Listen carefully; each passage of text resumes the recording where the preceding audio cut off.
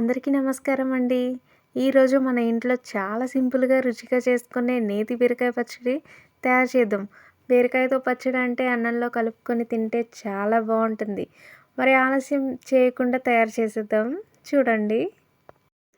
ఇవి నేతి బీరకాయలు. ముందుగా బీరకాయలను తీసుకొని బాగా కడిగి శుభ్రం చేసుకోవాలి.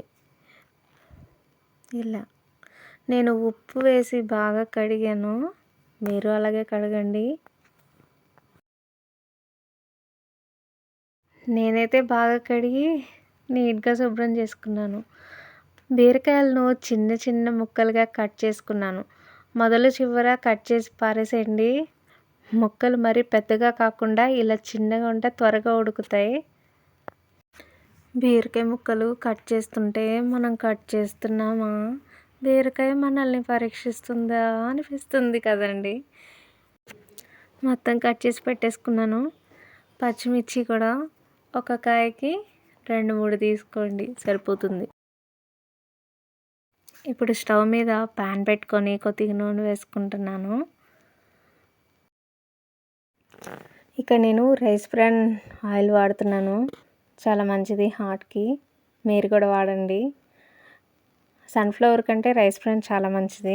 తినాక పచ్చిమిర్చి వేసి కట్ చేసి పెట్టుకున్న బీరకాయ ముక్కలను వేసి బాగా కలుపుకుందాము. బీరకాయలోనే కొంచెం నీరు ఉంటుంది కాబట్టి అవసరమైతే మాత్రమే నీళ్ళు వేసుకోండి. నేనైతే వాటర్ అస్సలు పోయలేదు.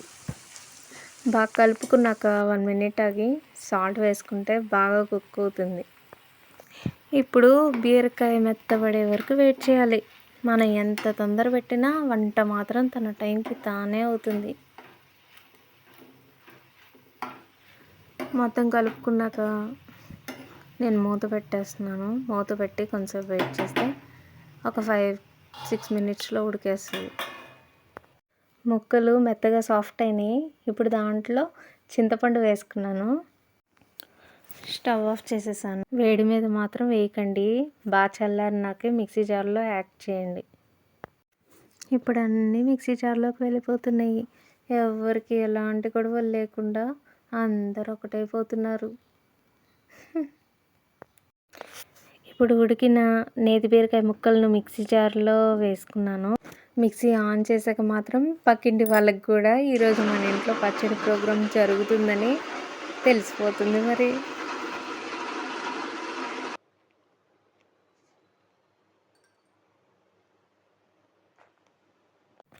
ఇప్పుడు ఉప్పు, జీలకర్ర వేసుకొని వెల్లుల్లి మాత్రం 2 వేస్తున్నాను. దంచి పొట్టు తీసేసి వేస్తాను నేను. పచ్చడి మరీ మెత్తగా కూడా వద్దు, అలానే మరీ గట్టిగా కూడా వద్దు. మన జీవితంలాగే బ్యాలెన్స్లో ఉండాలి. చూడండి, అలా రావాలి. ఇంతసేపు పచ్చడి తయారు చేసాం కదా.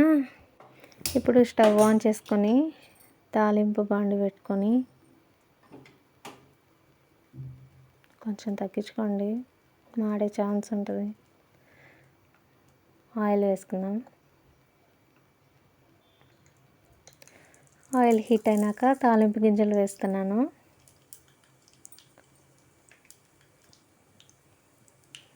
పచ్చిపప్పు కొంచెం ఎక్కువ వేయండి, చాలా టేస్టీగా ఉంటుంది. మా ఆయనతో ఒక్కొక్కటి ఏరుకొని తింటారు.